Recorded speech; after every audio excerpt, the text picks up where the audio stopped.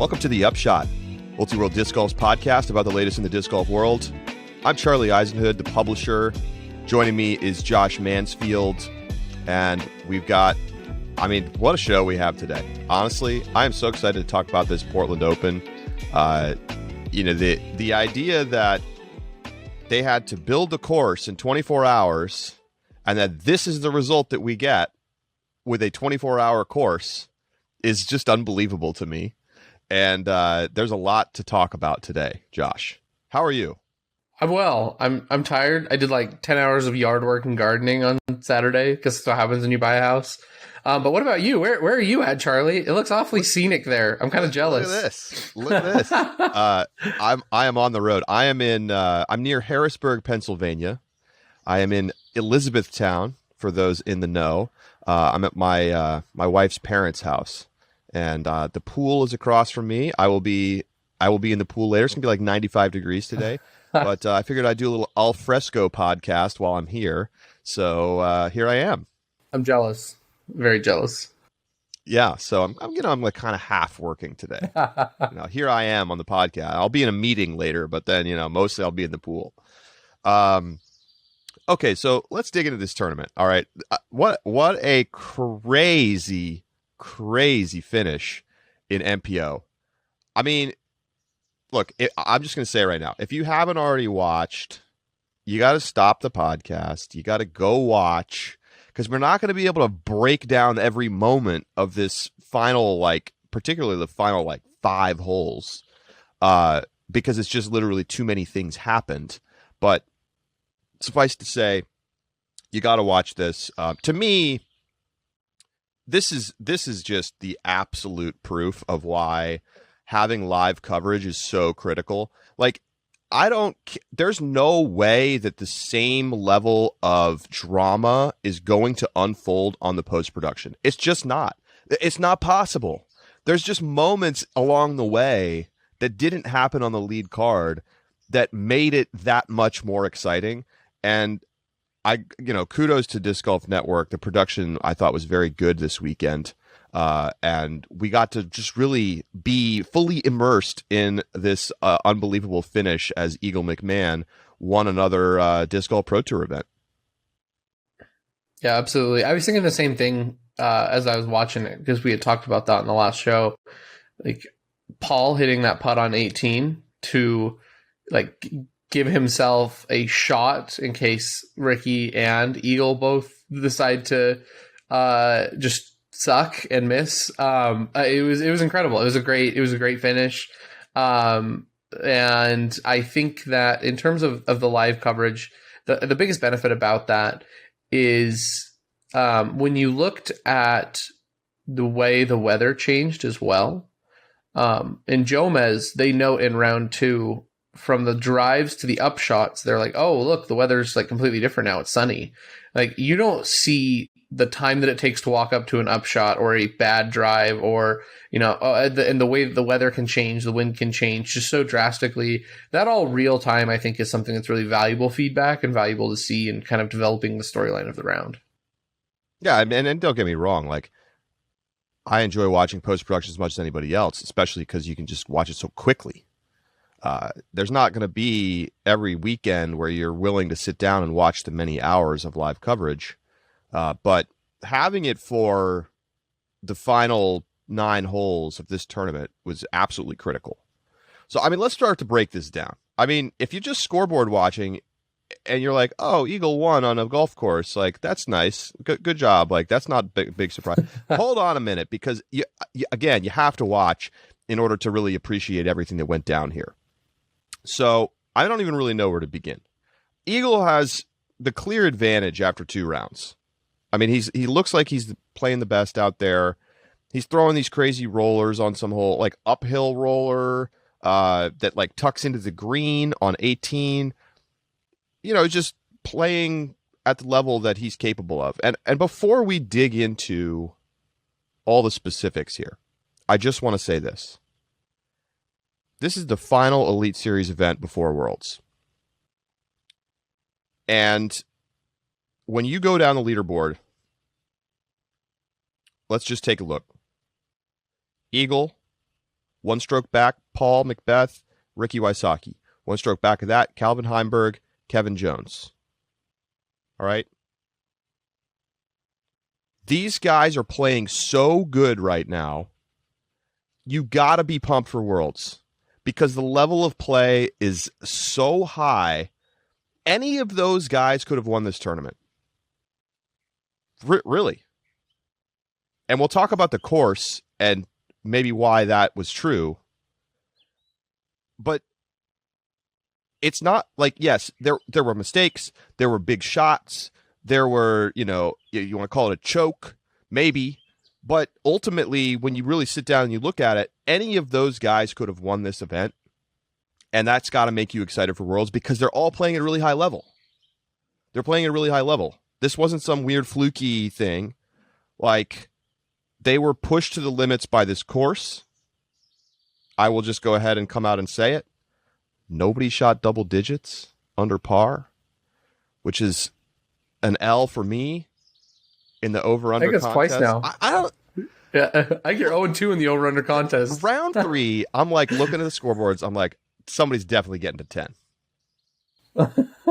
And then the Kevin Jones thing happened. We're getting to it.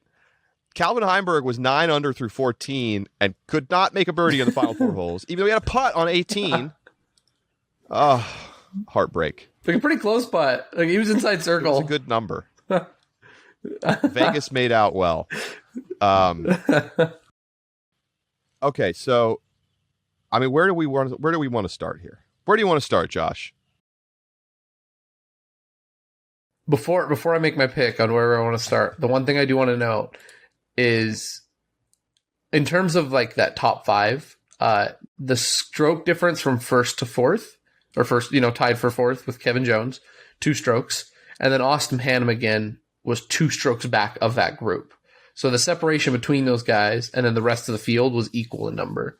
And on a course, I mean, you say 2 strokes, it's not a lot. Let's start on then, I think this is the convenient place, the scoring separation and the way that was different for this tournament. Well, I mean, I'll throw it right back to you. Like,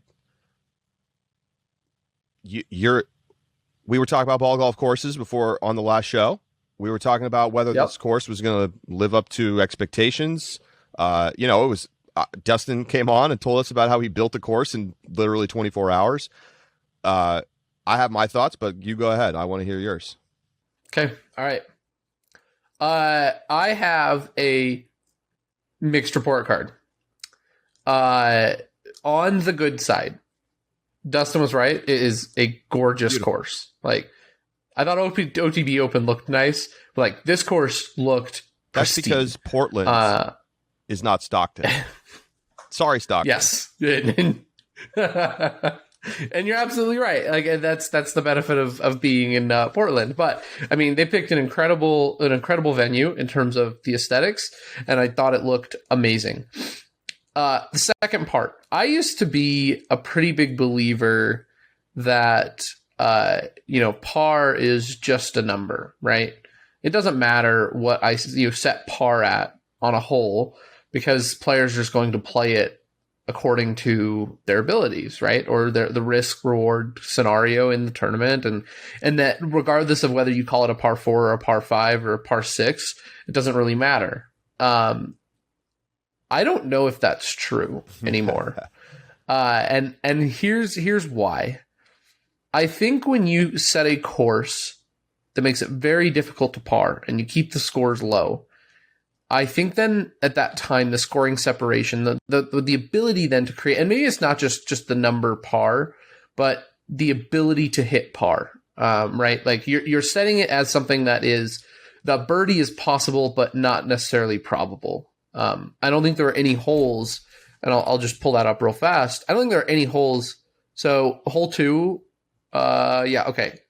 Hole 2 averaged averaged 50% birdie. Hole 5 averaged 52%. That was it. Only 2 that averaged more than half the field birdieing, which is pretty unusual. There's usually more holes on courses that have higher birdie percentages than that.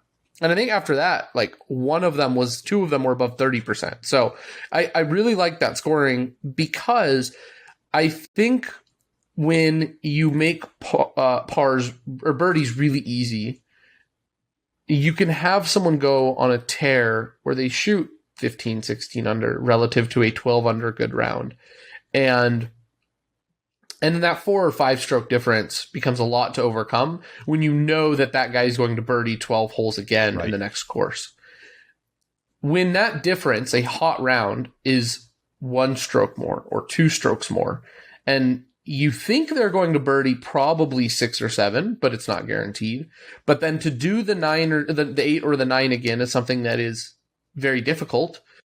Then by keeping those strokes close, you set up for a lot of drama, like a lot of final round drama, and more so than the coverage of, being able to follow the flight of a disc, more so than the aesthetics, setting up for battles like this, for complete blow-ups and hole 18 must make putts to win.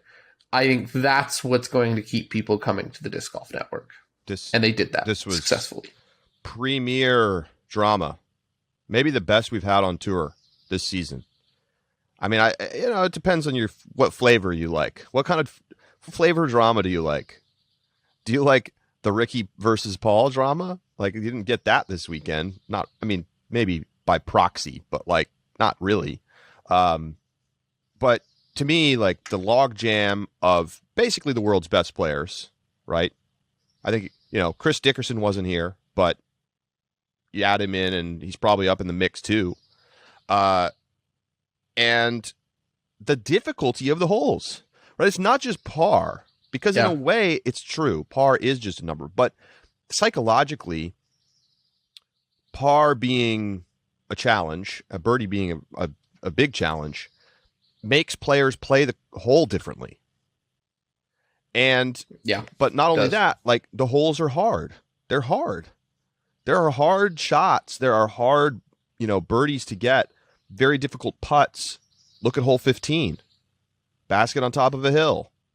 If you miss, it might roll right down out of bounds. That's hard. And it creates challenge, right? So one of the problems with so many disc golf courses is the pros come in and it's just not that hard for them. Even if they make a mistake, they often can just scramble and save par. Whereas on this course, you have to execute multiple difficult shots in order to get a birdie. That is where we have to go. And that's what I'm saying. Sure, do I love every hole on this course? No, I don't. But that doesn't really matter in the grand scheme of things, especially when you remember that it was built in 24 hours, right? They just created this out of thin air, and it delivered this, right? That is amazing to me. So I think, and I'll say, I was talking to Jeff Spring a little bit over the weekend, and he mentioned well before the final round that one of the goals was to try to see if they could get that scoring down a little bit to compress what we saw from the top players, to put ourselves in a position where on Sunday you had multiple people competing for the win. And it worked out great. It worked out absolutely great. And meanwhile, in FPO, the winning score from Paige Pierce was 21 under, which matched Eagles' 21 under win in MPO. How often does this happen? Close to never. Has it ever? Close to never. Look at De La last week. The MPO scores way under par. FPO scores stayed close to even because the course just doesn't have proper tees for FPO. And that's one thing I think the Pro Tour deserves a lot of credit for. They have done a lot of work to make high-quality FPO tees that are scoreable. So just to get the stats, right, Adam Hammes finished at 33 under for the win, and Paige Pierce won with a 1 over par. Think about that. Think about that, right? That should be a big wake-up call to Masters Cup and the De La, and you know what? Maybe we need to put in new FPO tees. It's just they're not appropriate for where the division is at. Like, there's just way too many holes that can't be birdied. It makes no sense. So anyway, Portland Open delivered big on that. So let's get into this MPO final. Real quick, before you do. Okay. There's one thing I want to add. I think you're right. They made holes harder to birdie, and that was excellent. We're going to get into it, I know. I really like hole 18, actually, and I like the scoring breakdown. I think it's a good hole. However, the one thing I don't want to see us move towards is that the only thing that can make holes harder and scoreable at the same time is distance. Because I think, when we saw players who, like Simon, who was obviously still trying to recover from his injury, could have gone for greens at times and chose not to. And I think that question was as much strategy in terms of the round as it was the strategy in terms of his rehab. And I don't want courses to just continue to push the athletic ability of players to the fullest extent week in and week out, because I think you eventually hurt players doing so. Listen, I think we need a variety of courses on tour. Yes. Everything we said last Thursday, I think stands. There's a time and a place for long golf coursey type courses, and there's a time and a place for technical, challenging greens, lots of trees. And I think we have to continue to work to find that balance, because I agree with you. Like, having distance be a big part of certain courses makes a lot of sense. Yes. It's one of the primary skills, being able to throw it far. That's golf, right? But I do think that, you can go too far and have too many courses like that. And obviously it's great for certain players. Like Eagle wins again. Eagle wins again. And if you keep lining up courses like this and OTB, he's going to keep on winning them, because he's just going to be able to throw it further than everybody else. And that's great. He deserves to be rewarded for that skill that he has. But at the same time, there's a lot more to disc golf than how far can you throw it. And I think the beautiful elements of disc golf aren't in just, can you throw it 600 feet? So I'm with you there. I think this is a real challenge for course designers thinking about the future of the tour.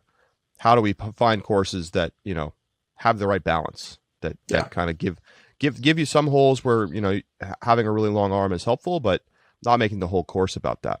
Agreed. Okay, so Eagle wins this tournament, but it was anything but smooth sailing. Eagle was ahead heading into the final round, but Kevin Jones got red hot. And if you're a Kevin Jones fan, I know it didn't end up working out this weekend, but you got to be excited about the way he's been playing the last couple of weeks. He's starting to dial it in. And for him to come out, and he gets through the first 13 holes, he has 10 birdies. Nobody even came close to doing anything like that this weekend. He had a bogey along the way, but otherwise was just locked in. I mean, unbelievable.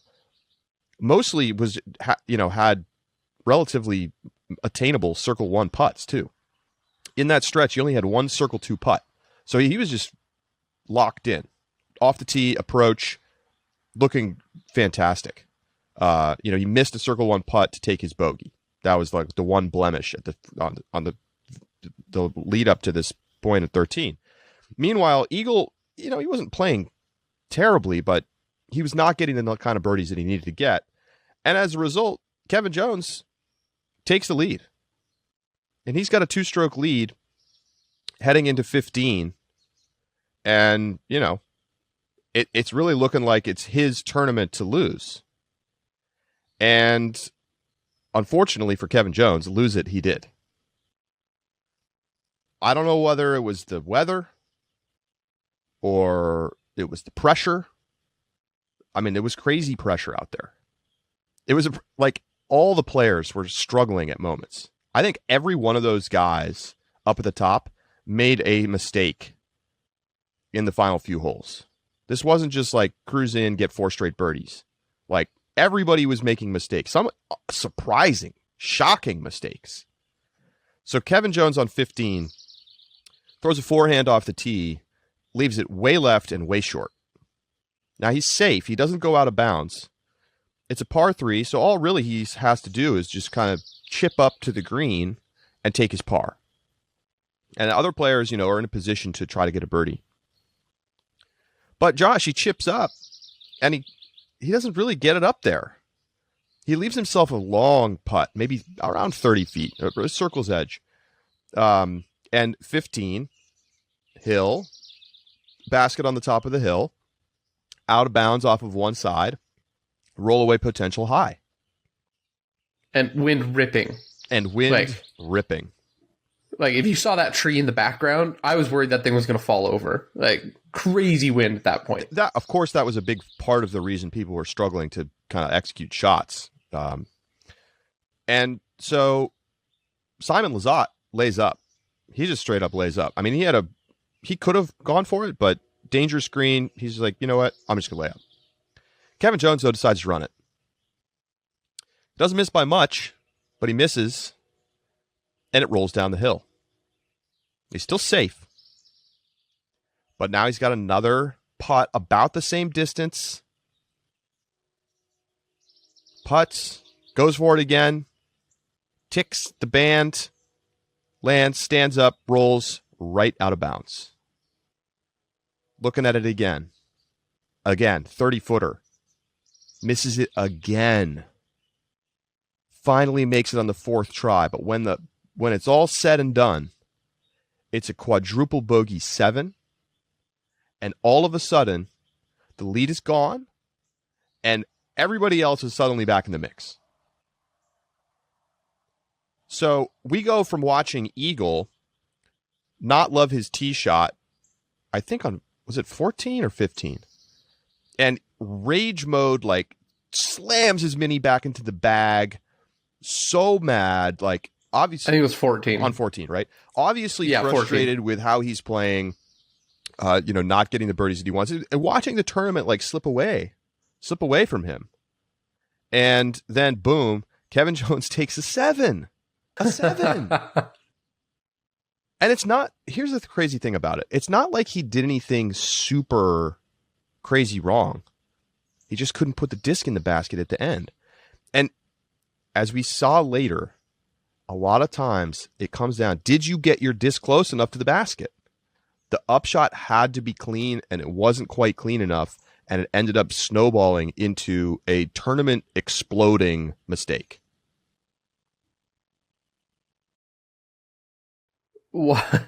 It was so wild to watch, like, especially coming from Kevin, because when I think of Kevin, I mean, I don't know. On the one hand, Kevin is an excellent putter, but especially from that distance, right? Especially from that distance, like, I bet Kevin was just wishing, like, I wish I was 2 feet farther back so I was out of the circle. But the other thing is, it was talked about a lot last. I was about to say we talked about it. You and JB talked about it a lot last season. That hole 18 pressure gets to Kevin. Or round 18. See, or round 3. Jeez, wow. Okay, final round, pressure gets to Kevin.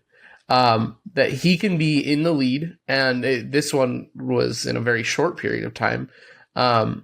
But he's gone in. Last year, he went into several tournaments in the lead in the final round and lost it. And another situation here where Kevin in the lead going into the final round, not going into, but going into the final stretch of the final round, and just loses it on.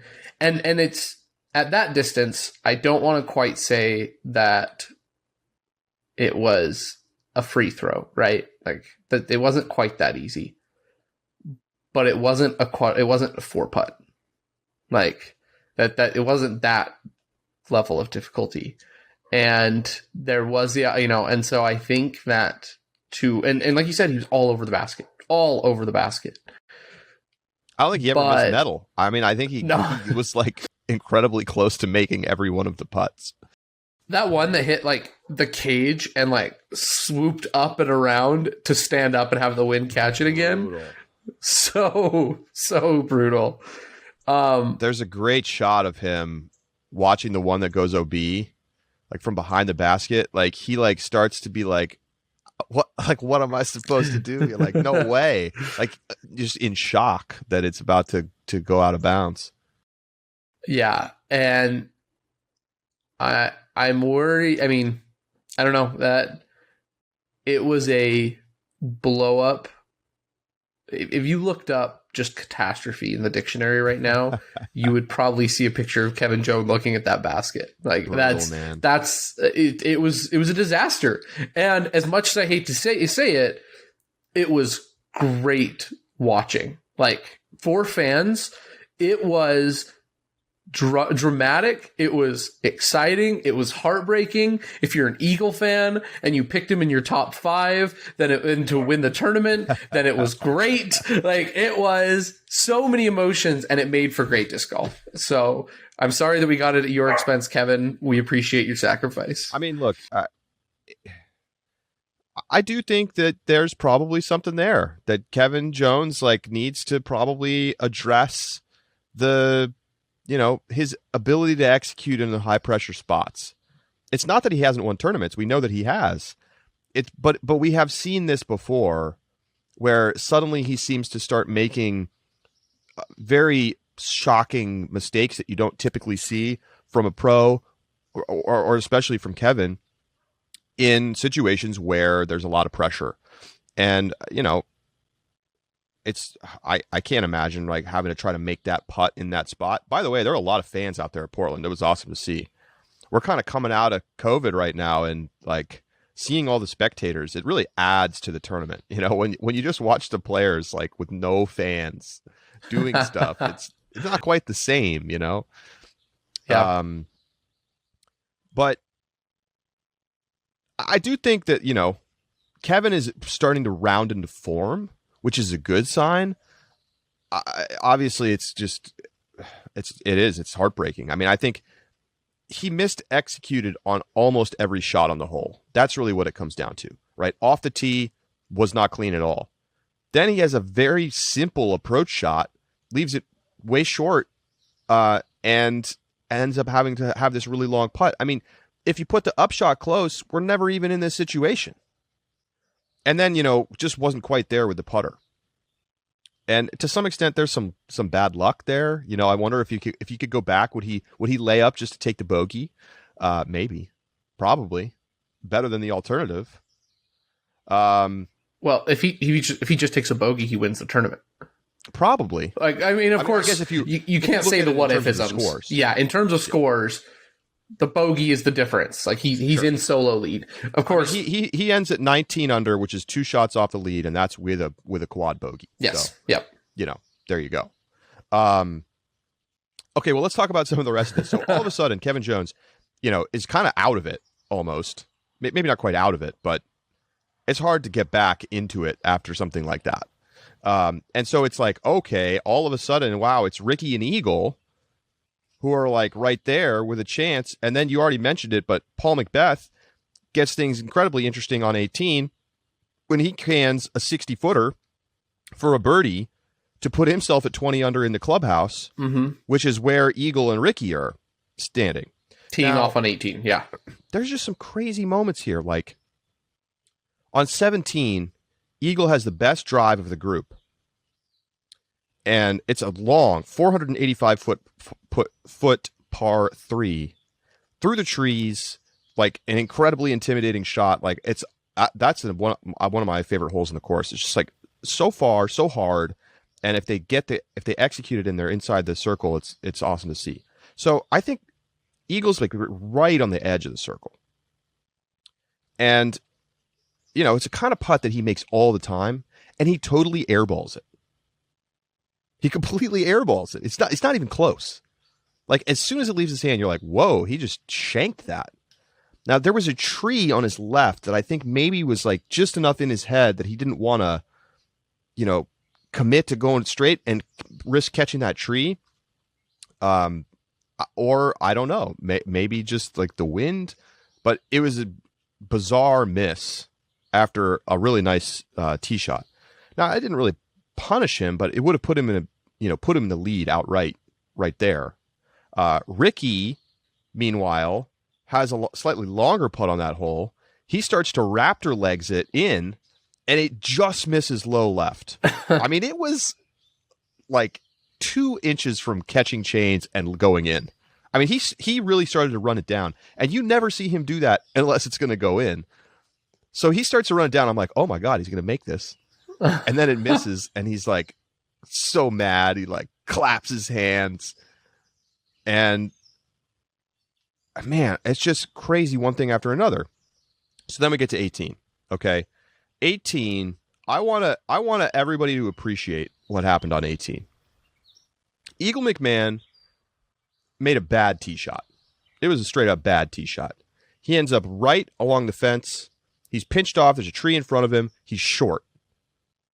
And this is a difficult 1,198 foot par 5.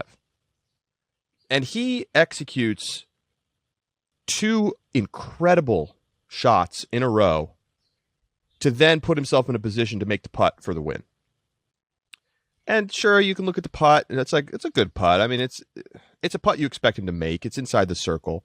The thing is, it's just the 2 shots leading up to that were so good.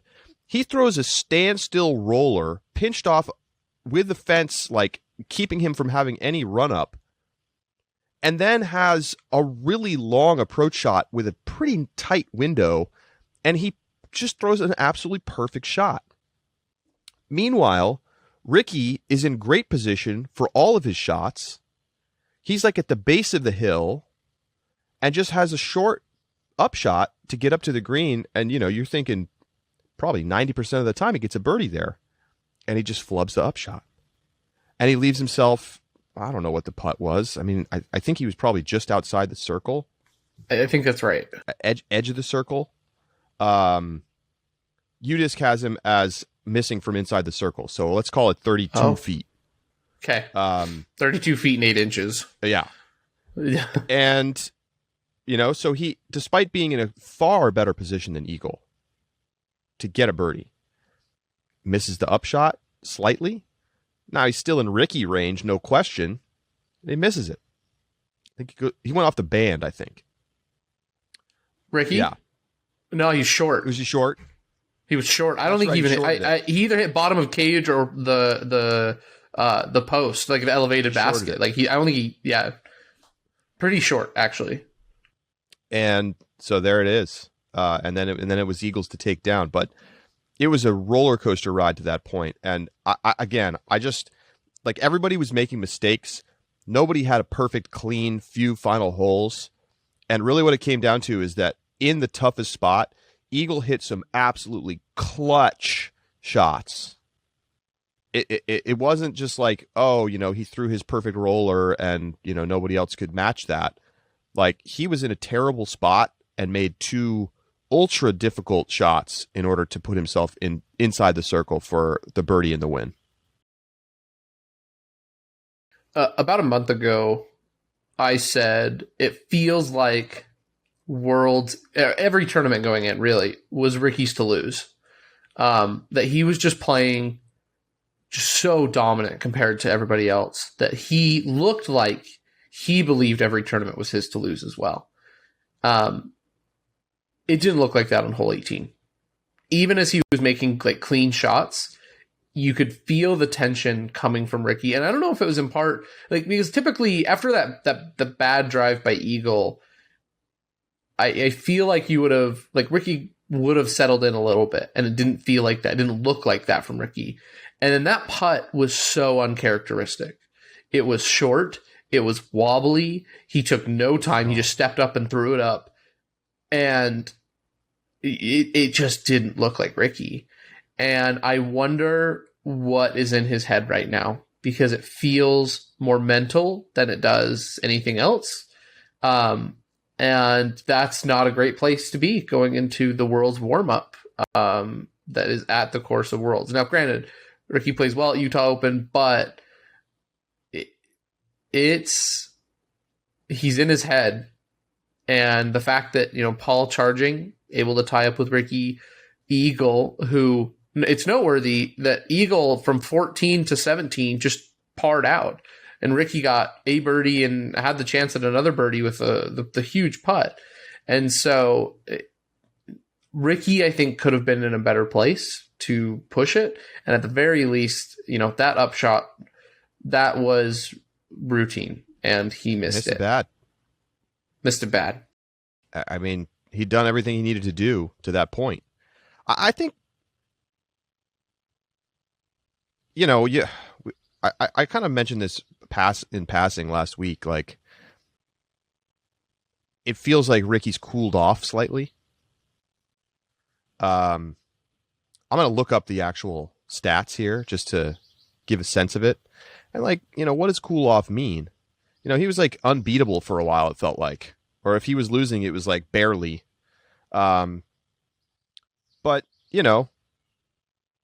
after winning Jonesboro, he gets second at DDO. He wins Goat Hill. Then he gets fourth at OTB Open, 14th at Masters Cup, and now second at Portland.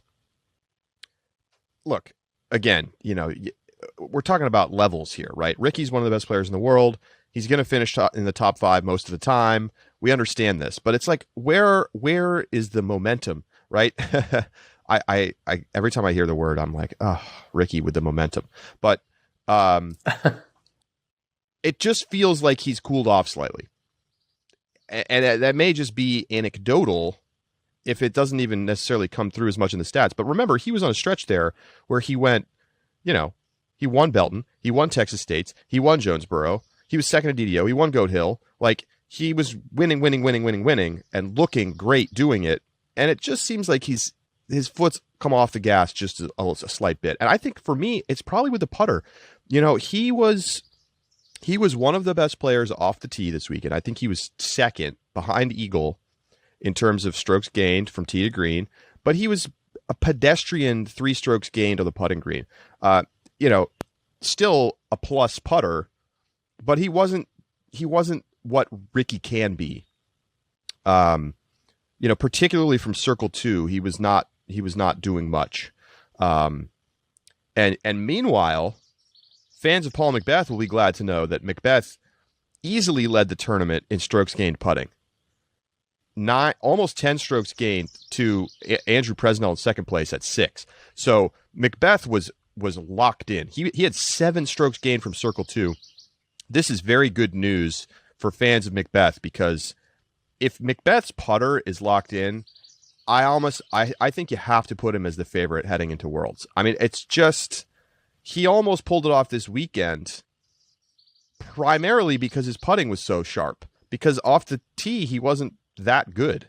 He was just okay. I mean, it's actually kind of shocking. If you look at the stats from this weekend, McBeth, of course, finishes 1 stroke back of Eagle, but he had the lowest circle 2 and regulation stats of anybody in the top 10, 54%. Compare that to Eagle's 70% and Ricky's 74%. So he was not getting himself that many birdie looks, but yet when he was putting himself inside of circle 2, he was making the putts. And that's, I think, got to be it's a good sign for McBeth fans. Yep. It's also noteworthy, like, that those stats weren't cheap either. I mean, he made 9 circle 2 putts on the weekend. He was that putter is something that I think we've been waiting to see for a long time.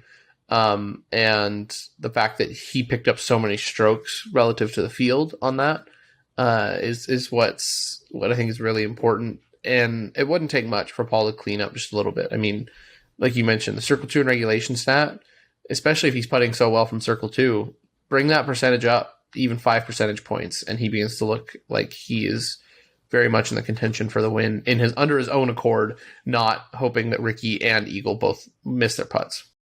So, Calvin Heimberg played well, got a lot of birdies in the front, had a good round. I mean, 9 under in the final day, just hadn't done quite enough earlier in the tournament to put himself in a position to win.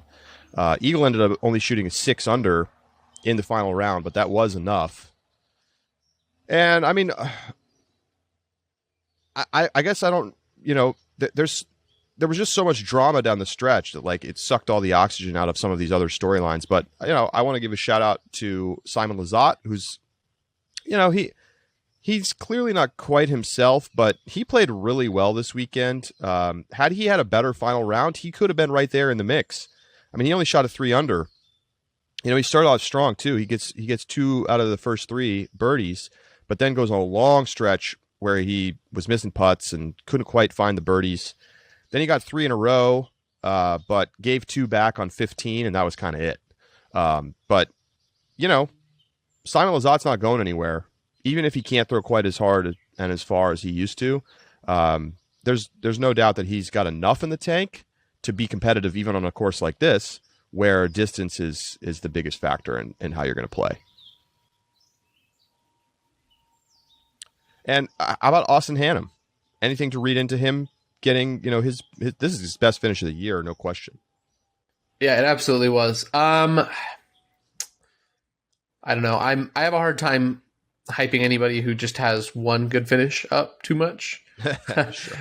It was a good finish. It was a great finish. If he does it, I don't know if he's registered for Utah Open. I'd have to check. But if he is, like that's another place he could prove it. And then I think maybe he starts making considerations. But at the end of the day, you're right. There's some good storylines. Austin Hannum did really well. Nico in 8th, not bad. James Proctor, 14th, 9th place, still doing well on his stretch of the tour. Thomas Gilbert tied for 10th with Luke Humphreys and Ben Callaway. You got Brody Smith in 13th. There's some interesting. Brody had an amazing final round. Yeah. There's some interesting stories here. Doesn't change my top 5 for Worlds. Like, I don't think anything. Yeah. Top 4. I have not made my number 5 pick yet. That one is still up in the air. And Kevin Jones made a good case for it today. So 5th place still in the air, but at the end of the day, the drama was exciting. It was great to watch, but it was between the guys who we all expect to be up at the top. And those storylines are the ones that are going to prevail, at least until Worlds is over. Yeah. Over on FPO, not quite the drama. Paige Pierce holds off any kind of run from Katrina Allen in the final round, ends up winning by 3 strokes, and the two of them, again, separated themselves from the rest of the pack. Haley King and Ella Hansen tied for 3rd at 10 under, so that was 11 strokes back of Paige Pierce's 21 down. Katrina Allen averaged 999 rated golf this weekend and lost by 3 strokes. That's where we're at. I mean, Katrina played great. I mean, honestly, Haley King, Ella Hansen played great. Jessica Weiss played well. Paige Pierce on a course like this is, if she's even playing with her B game, I think she's pretty much unbeatable. Very impressive stuff from Paige Pierce. And, I'm excited. The thing I like about Worlds, you don't get just one course flavor, you get 2. And I think that's really nice because it feels like it balances things out a little bit. And it's not just like, okay, this year, these players are clearly the favorites for winning the World Championships. It's like, no, you have to have kind of a full skill set in disc golf to win Worlds. And I think the fact that, we're going to get the Fort, we're going to get Woods, it brings Paige's advantages down enough to the point where you're like, okay, Katrina could win this. Haley King could win this. I mean, I don't know if I want to go out on a limb and say Ella Hansen can win this, but I wouldn't begrudge you if you said so. But I'm excited for Worlds because of you have to be able to do it in a couple of different styles. So big fights. Yeah. So here's my question for you on Ella Hansen. Ella Hansen's been playing great. Like really, really, really well. But she's not really, I mean, her 3rd place finishes aren't contentions for the win, right? Sure. It's not like an MPO where third place could have very easily won the tournament this weekend. She's 11 strokes off of Paige Pierce's number. Yep. Now, I know Ella Hansen has only been playing for like 18 months, I think is what we said, 16 months, something like that. Not a lot, not a long time. Do you think that Paige and Katrina need to retire before Ella Hansen gets her moment in the spotlight? And if not, what's the timeline for Ella to get there? To like win. And not just like not like a, because Kona won a tournament this year. Kona won 2 tournaments this year. She's been in contention a little bit. But I mean, at the end of the day, Paige, Katrina, and I would say, I'm willing to say now that Haley as well, at the end of the day, those 3 are in it every single weekend. At least 2 of the 3 of them, right? 2 of the 3 of them are almost always vying for the tournament. And yeah, it's a 3-stroke difference between Paige and Katrina, which is, it's a good win for Paige. But it's still, Katrina's in the mix. At what point do we start saying, oh yes, like it's not top 3 anymore, it's top 4? Well, I don't want to get ahead of ourselves. I mean, I think this is the kind of course where Ella Hansen can really play to her strengths. Okay. She can bomb. She could bomb almost as much as Paige Pierce and Katrina Allen. So the fundamental is good. So what's the problem? Well, she's not that good of a putter yet. I mean, that's that simple. She didn't make a single Circle 2 putt this weekend. She lost strokes in Circle 2. She's getting better. She shot 70% from Circle 1. That's a decent number in FPO. It's not a great number, but it's a decent number. But look at Paige. She went 88% from C1X. She went 20% from Circle 2. You got to get to those levels if you want to beat Paige. I think it's that simple. By the way, Katrina Allen, 42% from Circle 2 putting. I mean, whew. Scorching. So here's the thing. Ella Hansen, the reason that she can be in contention sooner than you think is because the fundamental element of being able to throw it far, she already has. Most of the players in FPO can't compete with Paige and Katrina on a lot of courses because they simply cannot throw it far enough to compete. So if I ask you, would you rather be a crummy, or let's just say, you would rather be a great driver and an average putter, or vice versa? I think you'd have to be crazy not to pick great driving, because not only are you going to score better in general, but it's easier to get better at putting, I think. I agree. Because putting is just practice. Putting is just rhythm, routine, free throws. You just got to go and you got to practice.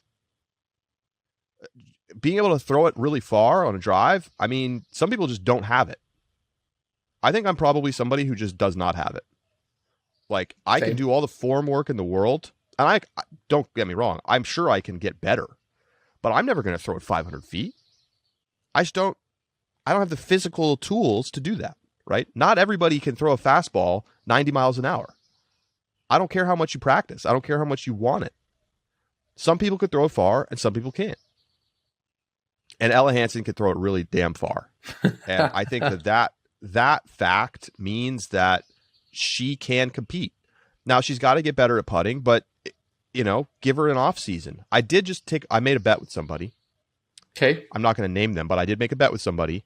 I said that Ella Hansen won't beat Katrina and Paige this season. Okay. At a tournament that is relevant on tour. Right. So I think, is it possible? Sure, it's possible. If Ella Hansen had a great weekend with the putter, why can't she win? I think she can, but it takes time. You got to get used to the tour. You got to play on different courses. When we get out east, if Ella Hansen comes out and plays out east, I don't know that that's going to be quite to her strengths, but we'll see. She did have 43% scramble, so maybe when we do get out east, she's still going to be able to do that. So do you think then 1 off season's enough to fix that putter? 2 off seasons? Sure. I mean, she's already getting better. It'd be nice to be able to track over time. I know. I think the other thing of note, though, not only does she have distance, compare parked percentage with Paige, 15% for both of them. Circle one regulation, 46%. Katrina Allen, 52%. Ella Hansen, 43%. So good numbers there. If you look at OB strokes, Paige 6, Katrina 8, Haley 8, Ella Hansen 3. So not only does she have distance, it looks like she's got great control as well, though. It's exciting to watch her. I just pulled up the putting stats. I mean, she was shooting around 50% Circle 1X to start the season. You know, not good. No. U.S. Women's, 60%. Masters Cup, 63%. Portland Open, 70%. Now, we all understand, anybody who's been playing disc golf for more than 6 months knows that putting can come and go a little bit. You'll have 2 weeks where you just can't miss. You know, it's all going in. And then you suddenly feel like you can't make anything. And that happens to pros even. Not to the same level, but like they shoot 80% for a couple weeks and then they shoot 95% for a couple weeks or months or even years at times. So there's some element to that, but I think it's obviously a really positive sign for Ella Hansen. And I think it's why you've seen her move up the leaderboards because her game is obviously developing just across the board, but it's also setting up, you know, the putting is clearly getting better week to week. And we're going to get a chance to talk with her about it. Coming up next here on The Upshot, Ella Hansen will join us. So stay with us. It's The Upshot.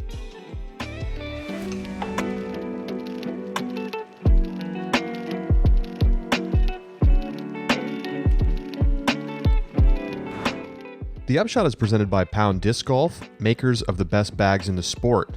If you got a Pound bag, you can also get a Pound Ambassador patch out now. You want to rep your favorite Pound carrying pro?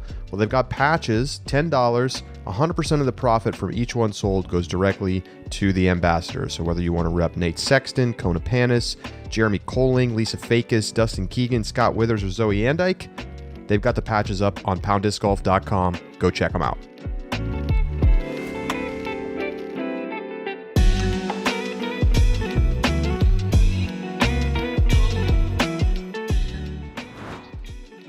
Welcome back to The Upshot. Joining us now is Ella Hansen, who is, you know, one of the most exciting players up and coming in the FPO scene. Third place finish at the U.S. Women's Championship. Tied for third this past weekend at the Portland Open. Ella, welcome to the program. Thanks, Charlie. Well, you know, I interviewed you, Ella, about 2 years ago. It was May 2019 for the Sideline Talk podcast over on the Ultimate Frisbee side of UltiWorld. Mm-hmm. And we were talking about your under 24 championship, and we were talking about your career at the University of Oregon as an Ultimate player. At that time, was it even in your mind to play disc golf? No, not at all. I mean, I had kind of thought about it a little bit, but not. I had thought, like, maybe I'll do that when I retire or whatever, but definitely not the way it's gone so far. Yeah, I kind of thought it was dumb, as probably most Ultimate players do, or did.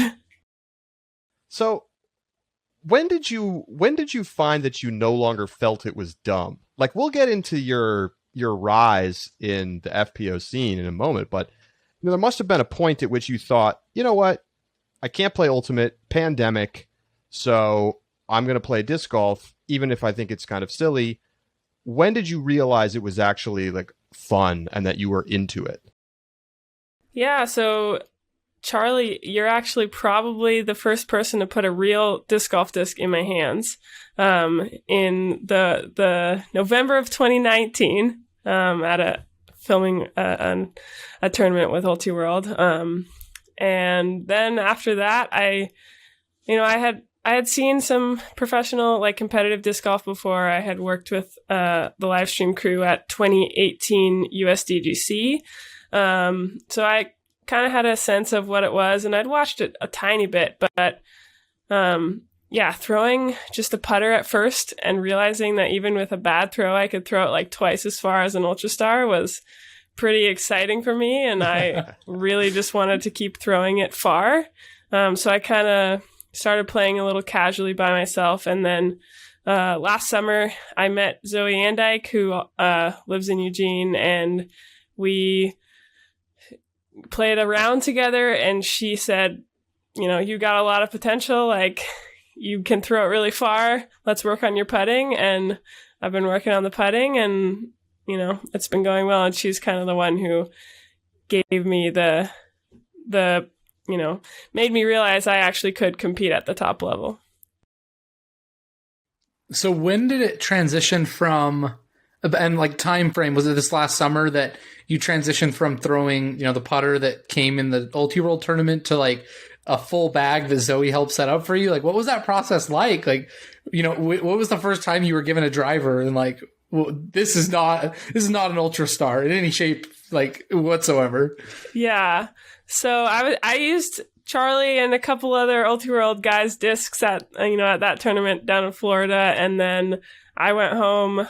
I had a friend in college who was on the disc golf team, and I basically texted her and I was like, hey, I actually sort of really like want to start playing disc golf. And she hooked me up with like a starter bag and 8 discs. And I started playing with those and slowly started adding to the collection. And probably by midsummer, I had like a relatively full bag. Now, it's one thing to come over from Ultimate and be kind of competitive, like play some local tournaments. That's what a lot of Ultimate players have done over the last 12 months. They've come in, they've maybe won a C tier or, played well in MA or FA1. But, you've gone from being basically in total obscurity, no one's ever heard of you, to now finishing on the podium at multiple Elite Series events, including a major. Is this just like you have skill with a Frisbee in your hand and it's translating incredibly fast?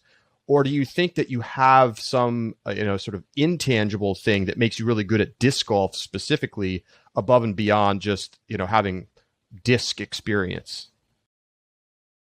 I think that, the Frisbee, the Ultimate experience definitely helps translate a lot. I wouldn't say that I have any intangibles or anything, I guess. But I feel like I think a lot of Ultimate players probably aren't super comfortable with the pace of disc golf. And I think that I've been able to be pretty comfortable with it. And I like coming into disc golf, I was like, people talk about the mental side of the game, and I was like, that's fine. I'm like a mentally tough Ultimate player. Like, I've played in, really close games and kept it together. But it's really different in disc golf, really different. So that was a big thing for me, but I kind of think I've done a really good job of looking at my game, and I know I can throw it really far, and I have some good touch for scramble type shots and upshots, but knowing that my main weaknesses are putting and that mental game and really putting it to work. And I kind of got a chance last fall. I worked the USDGC again in 2020, and the women's national championship was there as well. And so I got a chance to play the course, and kind of, as I filmed it, I was like, hey, I could probably birdie some of these holes and par some of them and do a pretty good job. And so I ended up playing that. And then that experience, being able to play that course and feel like I could definitely be competitive, really just made me a little more confident that I definitely could compete, especially if I, really put in the work. How did the Discmania sponsorship come about? What was the conversation? Were you being courted by, by a bunch of different teams or manufacturers? Did you go to them? What did that process look like, and about when did that happen? Yeah, Discmania had an open call for women to apply to be sponsored by them. I think it they put it out in like December or something of last year. So I applied for that, and I was lucky to have some people with connections to Avery with Dysmania, and a couple of other Dysmania folks who were vouching for me, which was definitely helpful. I did have another manufacturer who I was talking to, but I ended up going with Dysmania because I was more comfortable with their discs. Dustin Keegan, who I've been spending, a bunch of time with on the tour and practicing with and whatnot. He is also sponsored by Dysmania, so he helped me a bunch. And, when I told him I had applied, he was like, "Oh, you're going to get it." Like, he just started giving me all of these Dysmania discs. And by the time that I even heard back from them, I had basically pretty comfortably switched my whole bag over. So it felt like a pretty natural transition to me, and I really enjoyed the Dysmania discs. I mean, I think they've kind of expanded their lineup now, but their originals lineup especially was kind of designed for, bigger arms, and they're pretty beefy. So I feel like they fit my gameplay pretty well. Well, you should know on last week's episode, Dustin Keegan called you the LeBron James of disc golf. So high praise from Dustin Keegan. Wait, was it the LeBron James of disc golf or ultimate? I don't remember. Apparently, it's LeBron James of both frisbee sports, though. LeBron James of frisbee. This is the comparison. Do you agree with with Dustin's assessment? I don't know, but it's very nice. So you've now finished top 3 at a major, and it's an amazing meteoric rise because, Discmania must be insanely thrilled. For them to go from, very little FPO presence to getting somebody finishing on the podium, alongside the Paige Pierces of the world is an incredible coup for any manufacturer. As I'm sure you're aware, and you're probably already looking ahead to your next contract and when you're going to get the check. So, what was this ever in your mind that this was going to be possible for you to finish top 3 at a major championship at this point, or even at any point in your disc golf career? Yeah, I mean, 6 months ago, I was kind of starting to think of, how I could compete at the top level of disc golf. And I sort of started to realize that I felt like I could, but I was kind of hoping maybe in the next year I would be excited to make top 5 or top 10 at a national tour or a DGPT event or major. And I feel like one of my goals, that I thought of back then was to win a world championship. And I was kind of like, maybe this is a bit of a lofty goal, but it's okay. And now I feel like, I don't feel confident or anything, but I feel like I definitely can compete, for a world championship at this point. And I feel like, if I keep working at it, I'll definitely have a good shot to get one in the next couple of years. So yeah, I feel like it has been pretty fast, but unfortunately, the depth of the FPO field is not great. And obviously there's some incredible players in FPO, but I would really like to see it at a point where, it's at least the same number of competitors as the men's division, at least at those top tournaments. And so I kind of saw an opportunity to, at least get into the top half of the touring field. And I feel like I've been doing a pretty good job of that. Who outthrows you in FPO right now, in your assessment? Paige. Katrina can rip it. Yesterday was actually the first day I played with her. And I don't think she really outdrove me. But yeah. Yeah. That's incredible. Jennifer Allen, she can rip. Yeah, Jennifer Allen can rip. That is true. We were talking earlier. Sorry, Josh. We were talking earlier in the show about your putting. And I looked up your stats from kind of the Elite Series event so far this year. And, back early in the year, you were around 40 to 50% from Circle 1X. And that's steadily improved to this past weekend. You were at around 70%. Does that track with your own like feelings about the way that your putting has progressed? Like, is that an accurate reflection of where your putting is? Like, are you getting like, is this true step forward that you've taken even just in a couple of months from going, from around 50 to around 70? Or is there a little luck here? Like, how do you feel about your putting right now? Yeah, I think that, it's, I can work on my putting a bunch and I can still have a bad putting day. And I think that can happen for anyone, but I do feel like I have been improving because of the hard work, not just because of a fluke or anything. And I think, one of the things that I did was I switched how my feet were. So I was like missing a bunch to the right when I was stagger putting. So I basically turned my feet to the left so that I physically couldn't really finish to the right with my arm. And that has helped me a bunch. I was kind of thinking of trying to generate as much power as it could with my putt before. And now I kind of am just like, there's plenty of power. I just need to like figure out how to rein it in so the power is going in the right direction. And so that's definitely something that helped my putting. And then just mentally, being in a good headspace and changing from, oh God, what if I don't make this putt? I should make this putt. I really should make this putt. It's like, 10 feet away or 15 feet away. Like, everybody makes this putt. That mindset obviously is not that helpful. So I've started to kind of make myself think like, oh yeah, you have a putt for birdie or a putt for par, like making it more being excited and less expectations based. So I feel like I've been able to sort of improve on stuff and, just having regular practice. I've been practicing pretty much every day doing putting. And that's really helped a lot too.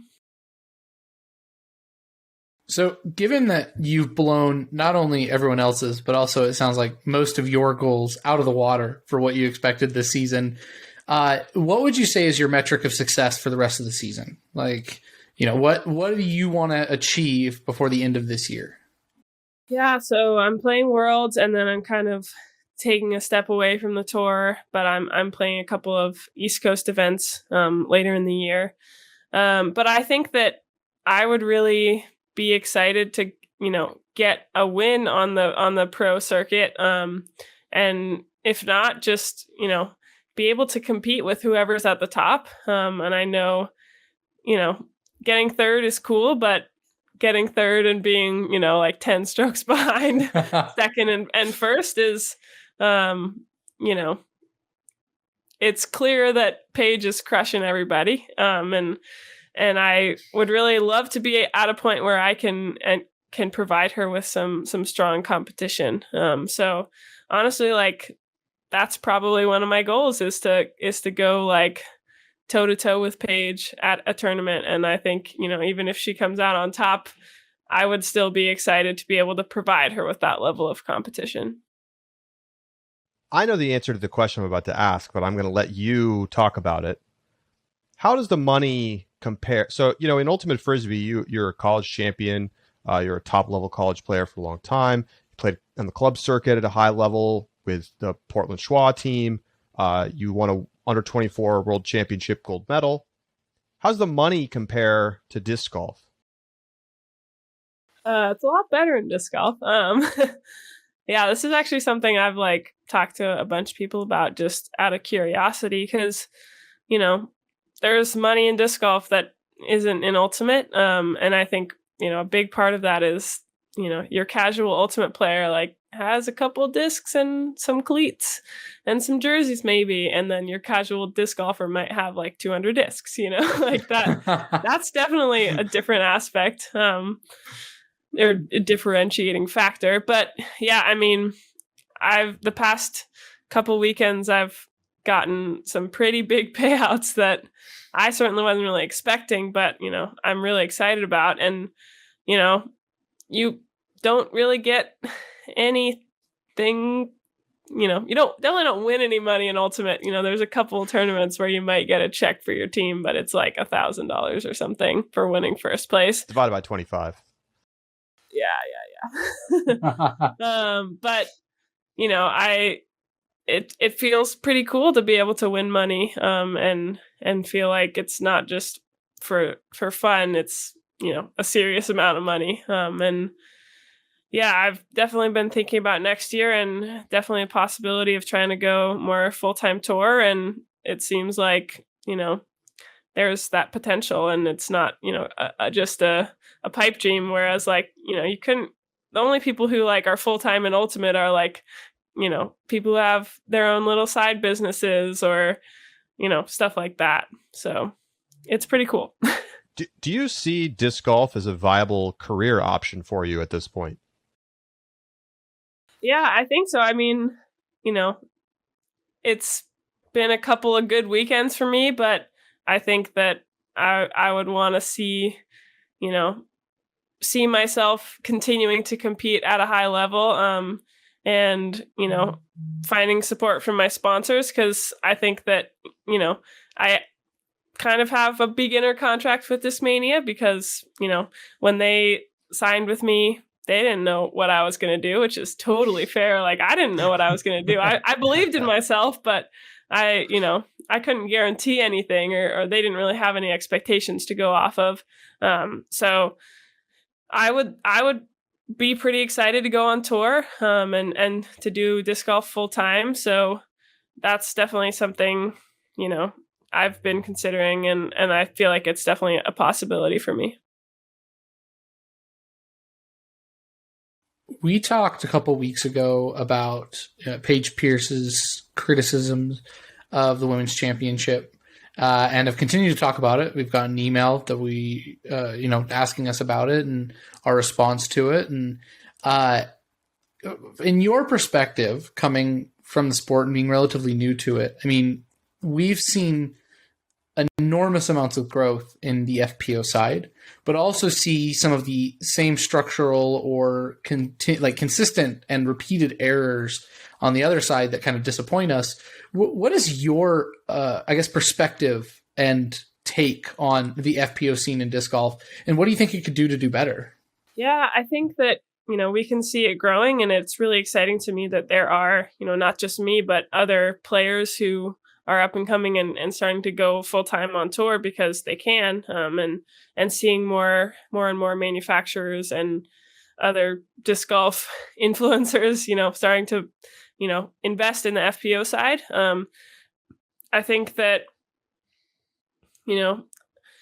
I had never been to a major before. I was my first major, so I didn't really have a whole lot to go off of. I had seen USDGC, and I think that, it was a little disappointing to be playing on kind of more casual courses that didn't, I agree. Like, they didn't really seem that championship level to me. And just the, tournament organization was kind of a tier below like USDGC. And obviously USDGC is like run every year. And so, it kind of, they obviously, have some sort of consistency in being able to do it year to year. And like, it's hard as a new tournament director to try to do a major event like that.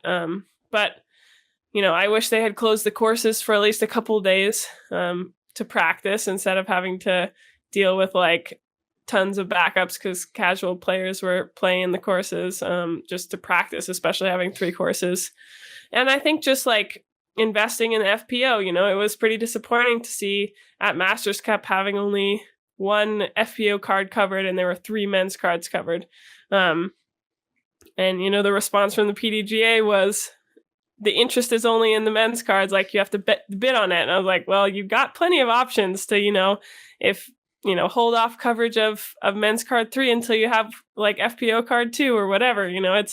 There's plenty of options in terms of making it equitable or at least equal. And I think that the PDGA needs to realize that investing in women's sports will help them in the long run. And it's been shown that investing in women's sports and showing women's sports on media outlets actually helps grow the sports, and brings in viewership, and it's not just, a lost cause or anything. Well, yeah, I appreciate your thoughts. I mean, you're new to tour, but have you noticed any kinds of like things that you particularly like or dislike about certain events or the way things are run? I really have enjoyed the DGPT events. I feel like their crew does a really good job of setting up consistently like well arranged events. Their caddy books are clear, and I really like the way that they're set up. And I like the staff, and I feel like they, have really good intentions, especially with the FPO side. And obviously, like, I have a pretty limited sample size, so that's kind of a tough call to make. But yeah, I think that I certainly feel more excited to work with and play events with at places where they value the FPO side and they invest in that. All right, so what's it going to take to beat Paige Pierce? Like you said, heads up. I think just, increasing my consistency and continuing to do that. I think I've been doing a pretty good job of that. And, I've shot, higher and higher rated rounds over the past even just month. Like I'm pretty excited to see how my rating increases. But yeah, I think just, being consistent. Paige is really good at not having to putt, and then when she does have to putt, she is really good at making those putts. So I think just, knowing my game a little bit better and making good decisions about, when I need to lay up, when I need to go for it. And yeah, continuing to practice that putting and just working on the consistency, learning my discs more, and working on hitting my lines, better and better. Well, you told me a couple months ago that you're not going to be playing Ultimate this year, that you're focusing entirely on disc golf. Now Ultimate season is actually coming back. It's summertime. People are starting to kind of knock the rust off the cleats. Are you feeling the itch to play at all, or are you sticking to that? You're going to stay with disc golf? Yeah, I'm going to stay with disc golf. I know, I'm super excited because I love Ultimate, and I'm glad to see all my friends getting back out there. But I've really been enjoying disc golf and the people I've been meeting and just the personal competitive nature of it. And, honestly, it's pretty cool to be so successful so far. And so that's pretty much keeping me in disc golf. I may pick up at a couple tournaments with some friends' teams or whatnot, depending on how that goes. But yeah, I'm still planning to stay with disc golf. All right, World's predictions. Where are you putting yourself? I think top 5. I think if I can give myself a chance to get some really good practice rounds in on those courses and find the lines and just make sure that I'm having a good time when I'm out there. This weekend I had one of my best friends came down from Seattle and was caddying for me. So, we were just having a great time, and it was much easier to play well when I was enjoying myself and not super nervous. So just making sure I'm in a good headspace, I feel like I can definitely hit at least top 5. Awesome. Well, good luck. Thank you so much for joining us here, and looking forward to seeing you out there at Worlds. Thanks. Ella Hansen with us here on the Upshot. We'll be right back.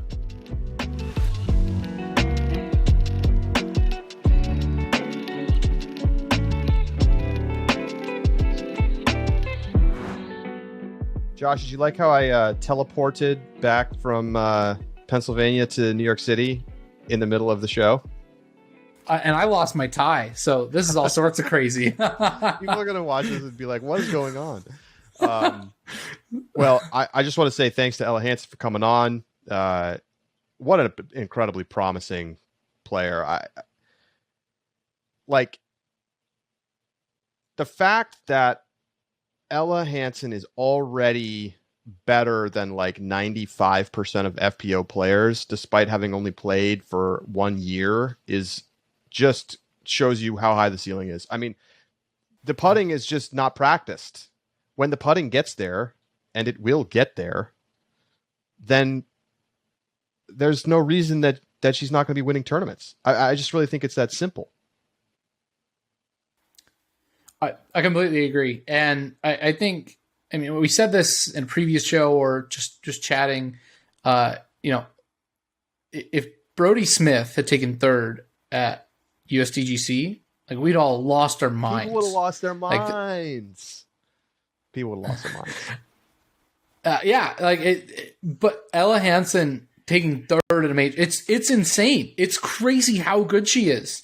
You ask her, who outdrives you on tour? And she's like, Paige. And we're like, yes. Okay. Believe it. And then she's like, Katrina. And we're like, here it comes. And she's like, I go toe to toe. It's like, what? Like that's amazing.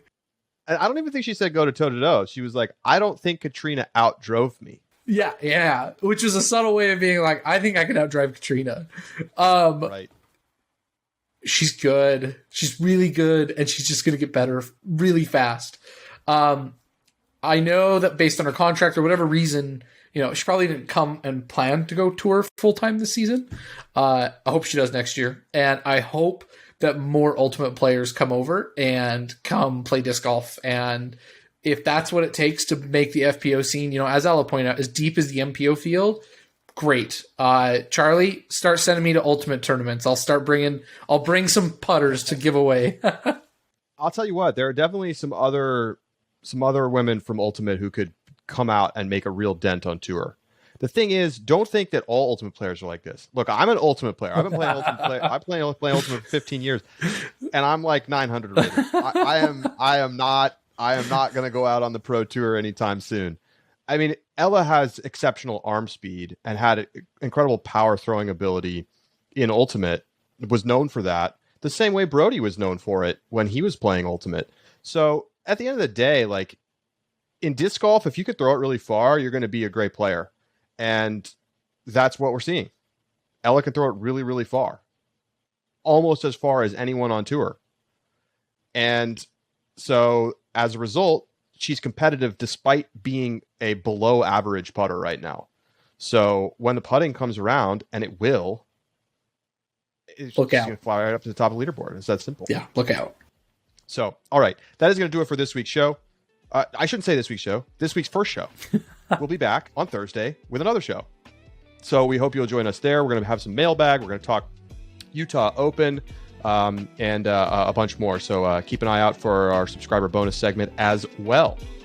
For Josh Mansfield, I'm Charlie Eisenhood saying so long, and we'll talk to you later this week right here on The Upshot.